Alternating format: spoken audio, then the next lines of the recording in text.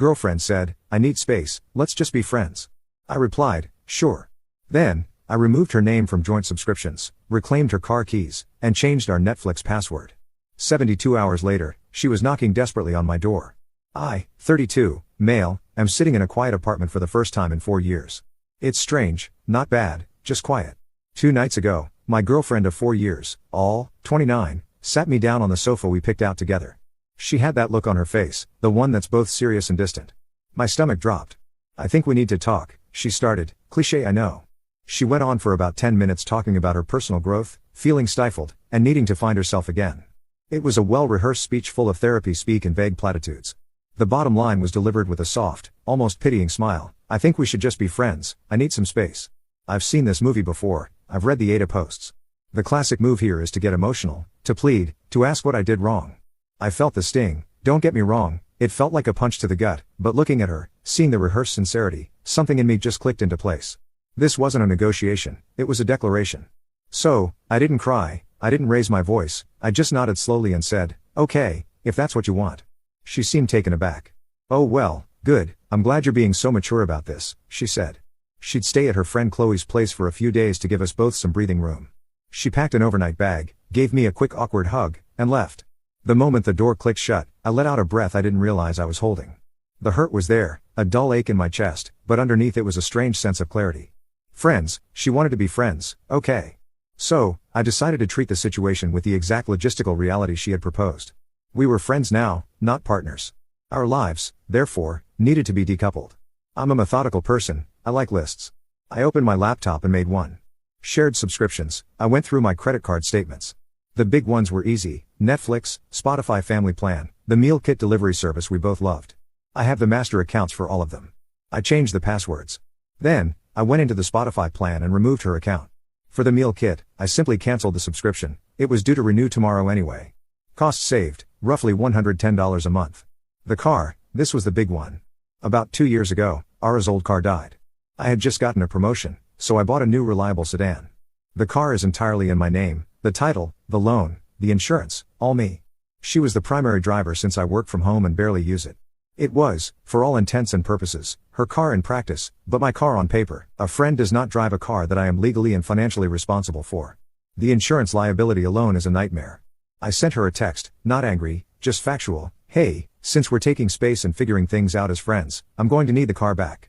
The insurance is a bit complicated if a non-resident is the main driver. Let me know when is a good time for me to get the keys, I can come to your apartment. We live in my apartment, my name is the only one on the lease. She moved in 2 years ago. There's no legal entanglement there, which is a relief.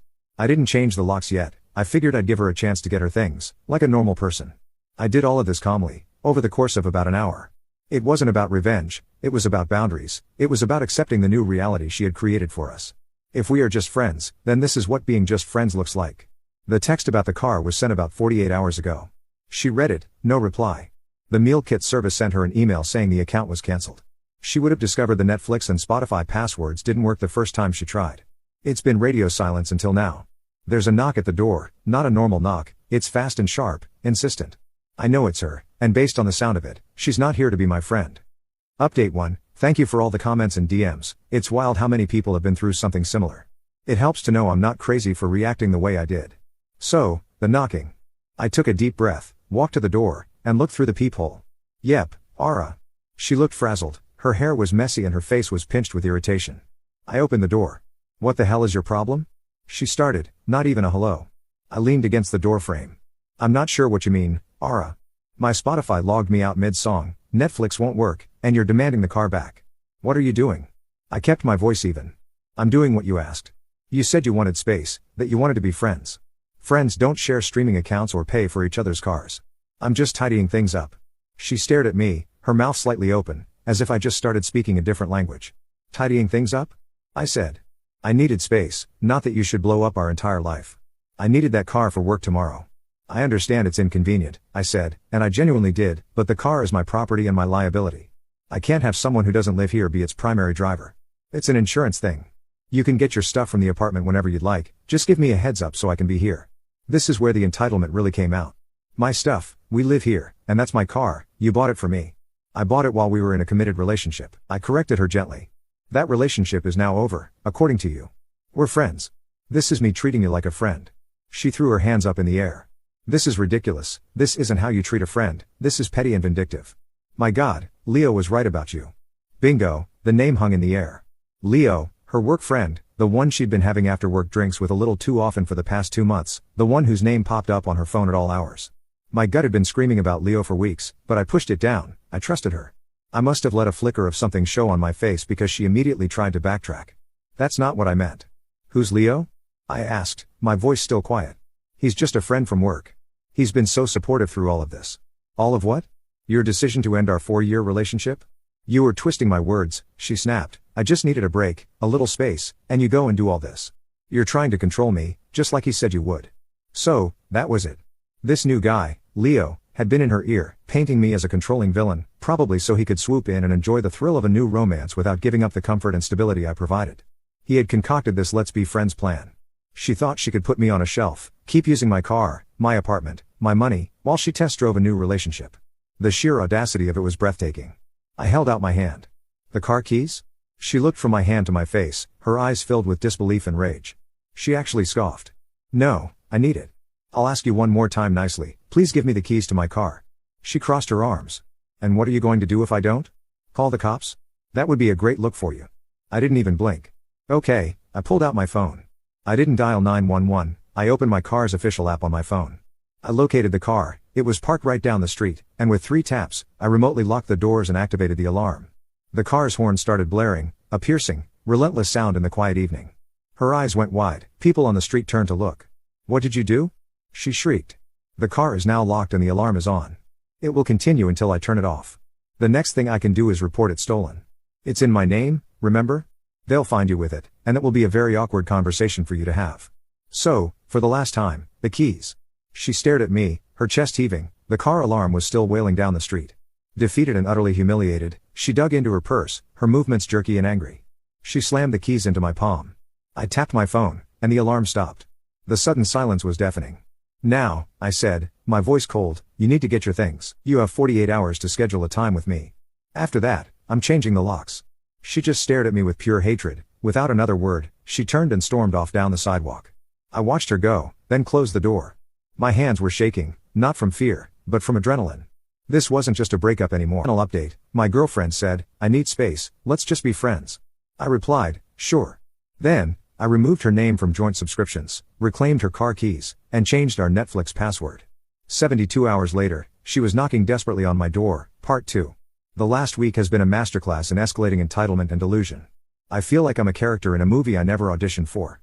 The 48-hour deadline came and went. Ara didn't call, didn't text, just silence. So, as promised, I called a locksmith and had the locks on my apartment changed. It cost me $250, but the peace of mind was priceless. I also installed a small, discreet security camera in my living room, pointing at the front door. A little voice told me it would be a good investment. That little voice was right. The day after I changed the locks, the first dirty trick happened. I got a call from my credit card company's fraud department.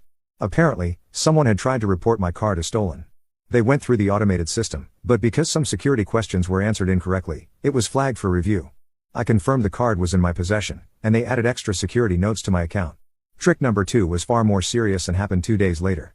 I got a calendar invite for a mandatory meeting from HR. The subject was just follow-up conversation.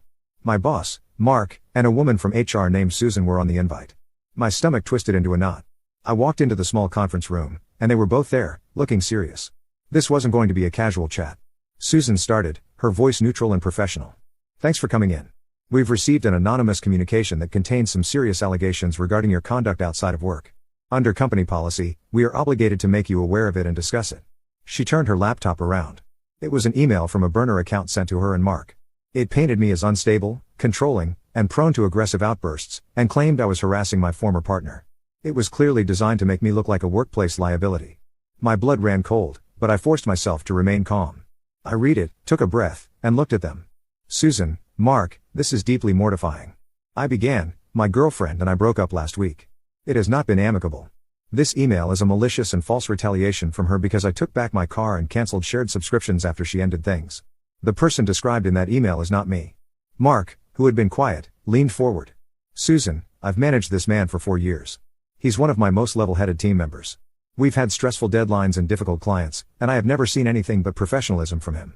This email is the complete opposite of the employee I know." Susan nodded, listening.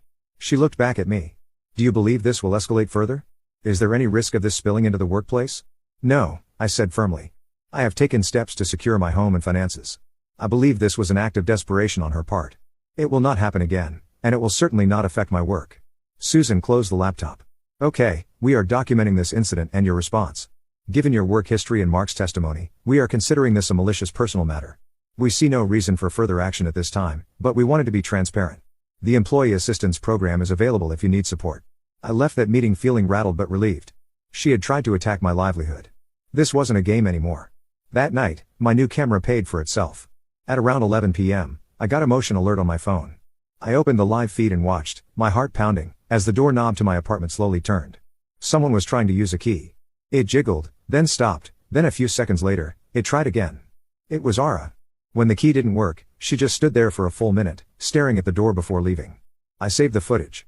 This was the final straw. She had tried to mess with my job. She tried to enter my home. This was no longer about being the bigger person. This was about self-preservation. I needed something decisive, something that would sever the last tie and expose the truth in a way she couldn't twist. Then, I remembered her parents. Ara's parents, David and Karen, are good people, old school, practical, non-nonsense types. They always liked me. When I bought the car, they had generously given us, as a couple, $5,000 towards the down payment. It was a gift given under the pretense of supporting our future together. I hesitated. This felt like crossing a line, but she had crossed so many more. I composed a text to her father, David. "Hi David, hope you and Karen are well. I'm writing because, as you may or may not know, Ara and I have ended our relationship. I'm making arrangements to sell the sedan, and I wanted to make sure I return the $5,000 you both so generously contributed to it. It doesn't feel right for me to keep it under the circumstances. What's the best way to get that money back to you?" I hit send. My phone lit up less than 5 minutes later. "David, what are you talking about? Ara told us you two were just having a small fight. Give me a call." I took a deep breath and dialed. The game was about to change. Final update, it's over, truly, finally over. The last few weeks have been a slow-motion detonation, and I'm just now emerging from the blast radius. The phone call with David was tense. I laid everything out calmly and factually. The breakup, the car, the subscriptions, the email to my boss, and finally the video of her trying my door. I offered to send him the proof. There was a long pause. "Karen and I are coming down," he said, his voice strained. "We need to understand what's going on. We'll be there tomorrow." The next day, they met me at my apartment. They looked worried and tired. Karen was holding back tears, and David looked grim. They were polite but reserved. I could tell they were torn, wanting to believe their daughter but confronted with my serious accusations. "We just want the full picture," Karen said softly. "Ara's our daughter. She's very upset and says you're misinterpreting everything." "I understand," I said. "Words can be misinterpreted, videos are harder to argue with." I showed them the footage from my camera on my laptop. I watched their faces as they saw their daughter stealthily trying to use a key on my door late at night. Karen put a hand over her mouth, David's face hardened. "I want to believe there's an explanation for this," David said, though his voice lacked conviction. "Then let's ask her," I suggested. I pulled out my phone. "Why don't you call her right now, put it on speaker?" David looked at me, then at his wife, and nodded. He dialed. "Hi, Dad." Her voice came through the speaker sounding cheerful. Too cheerful. "Ara," David said, his voice flat. "Your mother and I are at my name's apartment." The silence on her end was immediate. "What? Why?" "He's shown us a video of you from last night trying to get into his apartment with an old key. I need you to explain that to me right now." "What? That's crazy, I was just checking on him. I was worried," she stammered, the panic evident in her voice. "You were worried at 11 p.m. and used a key you shouldn't have without calling or knocking?" David pressed. "He's twisting things, he's trying to make me look bad, he stole my car," she shrieked, her voice rising to a hysterical pitch. "He's offering to pay us back the $5,000 we gave you for it," David said coldly, "which is something you failed to mention, just like you failed to mention you were dumped, not just in a small fight. What is going on, Ara?" Her story completely fell apart live on speakerphone.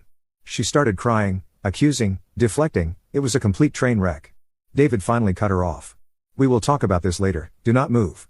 He hung up the phone and looked at me, his face etched with a mixture of fury and deep embarrassment. "I apologize," he said. They summoned her to the apartment. When she arrived 20 minutes later and saw them, her face went white. The final confrontation wasn't a shouting match, it was an autopsy. Her parents, armed with the facts and her own self-incriminating phone call, calmly took her apart. Her lies about staying with Chloe, about Leo being just a friend, about